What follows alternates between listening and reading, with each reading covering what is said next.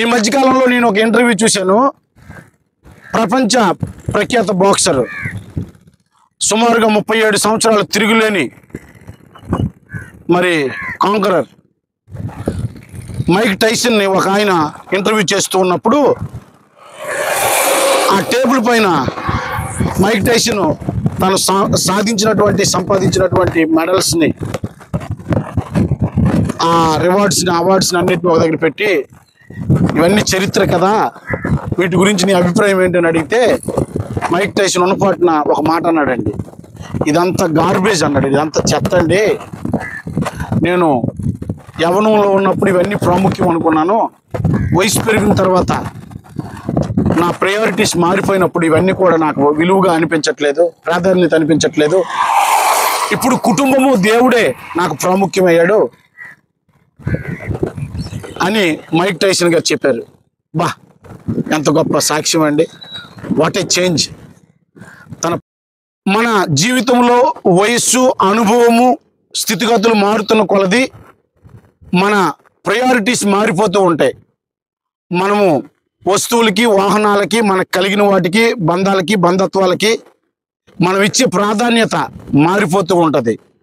గమనించండి, అపోస్తులుడైనటువంటి పౌలు 1 కొరింథీయులకు రాసిన పత్రిక 13వ అధ్యాయము చివరి భాగంలో ఇలా రాస్తూ ఉన్నాడు. నేను పిల్లవాడినై ఉన్నప్పుడు పిల్లవాని వలె మాట్లాడి, పిల్లవాని వలె యోచించి, పిల్లవాని వలె చేష్టలు చేసి, నేను పెద్దవాడిని అయిన తర్వాత పిల్లవాని చేష్టలు మానివేసి అన్నాడు. ఇప్పుడైతే నేను అద్దంలో చూచినట్లుగా చూచున్నాను. ఒక సమయం వస్తుంది, ముఖాముఖిగా చూస్తాను. పూర్ణమైనది వచ్చినప్పుడు పూర్ణం కానిది పోవునని చెప్పాడు. అంటే వయసు మారుతున్న కొలది, అనుభవం మారుతున్న కొలది, మాటలు, ఆలోచించే విధానము, చర్యలు కూడా మారిపోతూ ఉంటాయి. అట్లాగే మనం గమనిస్తే దైవజనాంగమా, అపోస్తులుడైనటువంటి పౌలు ఫిలిప్పీలకు రాసిన పత్రిక 3వ అధ్యాయము మరి 11-12 ఇలాగంటూ ఉన్నాడు. ఏ విధము చేతనైనను మరణములో నుండి నాకు పునరుద్ధానము కలుగువలనని, ఆయన మరణములో పాలివాడొకట ఎట్టిదో అట్లాగే ఆయనను ఆయన పునరుద్ధాన బలమును ఎరుగు నిమిత్తమును, ఆయన శ్రమలలో పాలివాడొకట ఎట్టిదో ఎరుగు నిమిత్తమును సమస్తమును నష్టముగాను పెంట కుప్పతో సమానంగా ఎంచుకొనుచున్నాను అన్నాడు.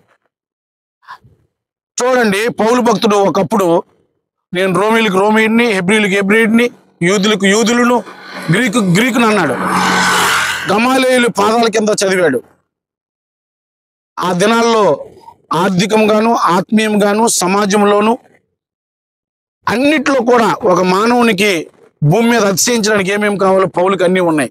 కానీ యేసు క్రీస్తుని ఒకసారి అంగీకరించిన తర్వాత, యేసు ప్రత్యక్షతను పొందుకున్న తర్వాత, యేసు మరణ పునరుద్ధానంలో ఉన్నటువంటి ఆ విశిష్టతను, క్రీస్తుని ఎరిగిన తర్వాత చూడండి, తన ప్రయారిటీస్, ప్రాధాన్యతలు మారిపోతున్నాయి. ఏ విధము చేతనైనను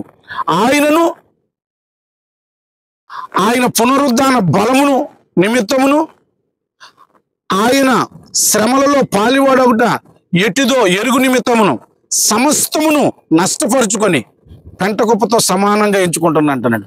now all the worldly things, ఆయన తన జీవితంలో ఏమేమైతే సాధించాడో వాటన్నిటిని కలిగి ఉన్నాడు. వాటన్నిటిని ఇప్పుడు పెంటతో గార్బేజ్ అంటున్నాడు, పెంటతో సమానం అంటున్నాడు.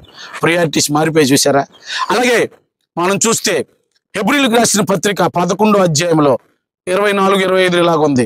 మోసే పెద్దవాడైనప్పుడు విశ్వాసమును బట్టి ఐగుప్తు ధనము కంటే దేవుని ప్రజలతో శ్రమలను విభజించుట మేలు అనుకున్నాడు. అట్లాగే అల్పకాల పాపభోగములు అనుభవించుట కంటే దేవుని ప్రజలతో శ్రమలు అనుభవించుట మేలు అనుకున్నాడు. క్రీస్తు యేసు నిమిత్తము నింద ఎంతో భాగ్యం అనుకున్నాడు. చూసారండి, మోసే ప్రయారిటీస్ మారిపోయినాయి. విశ్వాసమును బట్టి దేవుని ప్రత్యక్షత కలిగిన తరువాత ఆయన ప్రయారిటీస్ మారిపోయినాయి. కనుక మన జీవితంలో కూడా వయసు పెరుగుతున్న కొలది, అనుభవం పెరుగుతూ ఉన్న కొలది, ఆధ్యాత్మిక జీవితంలో కానీ ఈ ప్రకృతి సంబంధమైన జీవితంలో కానీ మన బంధాల విషయంలో, మనకు కలిగిన వాటి విషయంలో మన ప్రాధాన్యతలు మారిపోతూ ఉంటాయి. ఆత్మ సంబంధమైనటువంటి మనుషులంగా మనము, దేవుని బిడ్డలంగా, దేవునితో నడుస్తున్న మనం, దేవుని సేవలో ఉన్న మనం, దేవుని పిల్లలము అని అనిపించుకున్న మనం, ప్రభువైన యేసుక్రీస్తునందు విశ్వాసం ఉంచి దేవుని ఆ పరమ తండ్రి సృష్టికర్త బిడ్డలమయ్యాం మనం. కనుక మన అనుభవం మారుతున్న కొలది, దేవుణ్ణి ఎరుగుతున్న కొలది, భూ సంబంధమైనటువంటి ఆశలు, అలాగే ఈ భూలోకంలో ఉన్నటువంటి బంధత్వాల విషయమై, మనకున్నటువంటి భూ సంబంధంగా అతిశయించడానికి ఏమేమైతే అర్హతలు, యోగ్యతలు ఉన్నాయో వాటి విషయమై మన ప్రయారిటీస్ మారాయా? పర సంబంధమైన వాటిని వెతుకుతూ ఉన్నామా?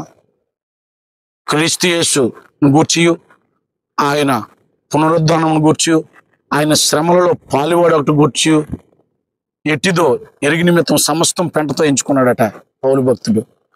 అపోస్తులుడైనటువంటి పౌలు చూడండి ఎంత తీర్మానం తీసుకున్నాడు.